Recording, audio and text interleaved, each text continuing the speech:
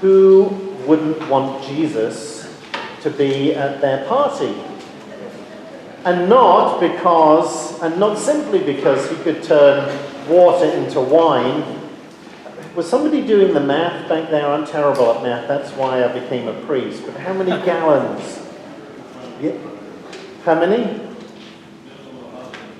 120 gallons. Boy, that's a lot of wine. And halfway through a wedding as well. Whew, yeah. Bring it on, Jesus. Bring it on.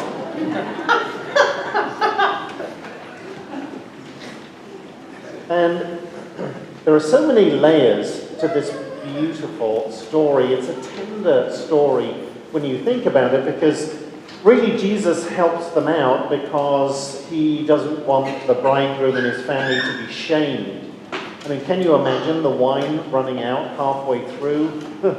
That's pretty cringy. Yeah. And that exchange with his mother.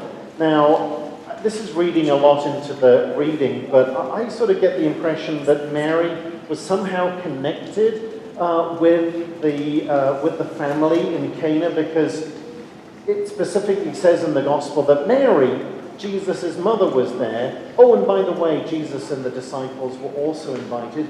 And Mary, either she was very, very bossy, or she had some kind of personal connection, because she's really worried that halfway through there's this embarrassing lack of wine. And she goes to Jesus and says, Jesus, they've run out of wine. And Jesus, rather curtly says, woman, what's that got to do with you and with me? See, Jesus had a family as well. And then he goes on to say, my time has not yet come. And it's that phrase that really intrigues me. My time has not yet come. Now, John's Gospel, as you know,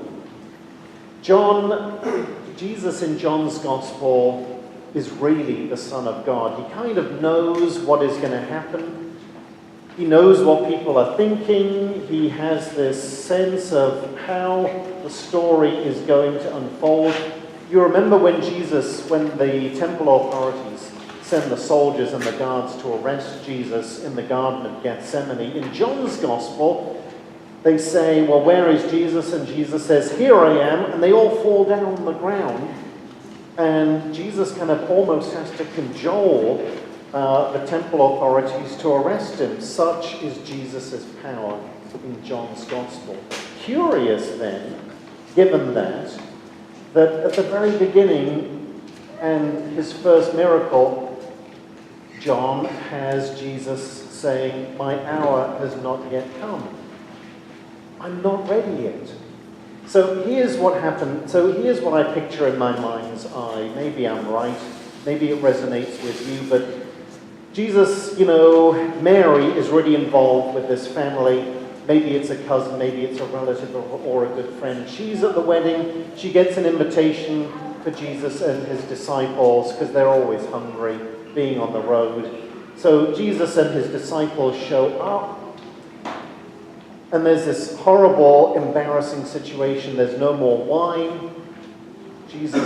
Mary goes to Jesus and says, you've got to help them out. And Jesus says, I am not ready yet.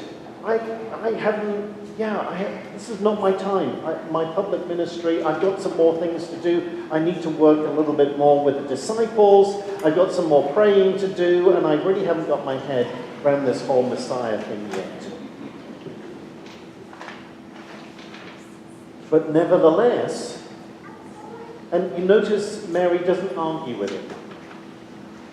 She just says to the servants, do whatever he tells you.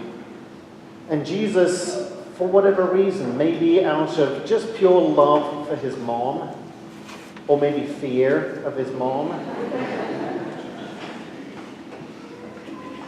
just dives in. He decides, okay, let's do it. Let's do it. And I find that enormously comforting, that even Jesus wasn't quite ready. Even Jesus wasn't ready. And I find that comforting because very often I'll have these conversations in my head which sort of circle around, what am I going to really do when I grow up? I'm not really ready. I could do with some more training or some more prayer time. But this is it, folks. This is not a dress rehearsal. We're in the midst of it. Are we not? And we are living it day by day, and life keeps coming at us. And we have to make decisions, and we have to formulate our opinions, and we're trying to figure out sort of how to fly the plane at the same time as we're building it mid-air. Which is kind of a beautiful, joyful thing, but it's also pretty scary sometimes.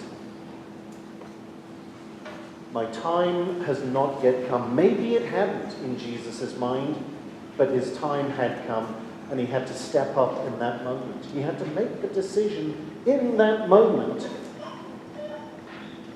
and he stepped up. How about me? How about you? And hindsight is always 20/20. There's this, and maybe someone can remind me, there's this wonderful French phrase, I can't remember it in French, but it goes something like the wisdom of the hallway. Something will happen, somebody will say something to you, and you're kind of lost for words.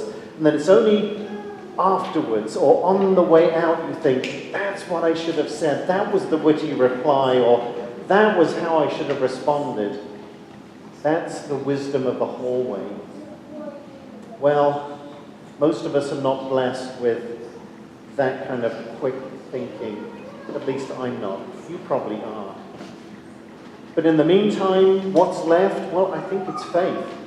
I think it's faith and it's hope. And this is why I said this, and I'm almost done. This is why I think I was reminded of all those pilgrims that have walked this path before us. All those men and women, young people who have done exactly what we're doing, Sunday by Sunday for 2,000 years, because they were faced with exactly the same kind of choices and decisions that we are, and they made it. And thank God it's not about being perfect. It's just about giving it a go. Jesus said, my time has not yet come, but it turned out it had. And your time? Has your time come?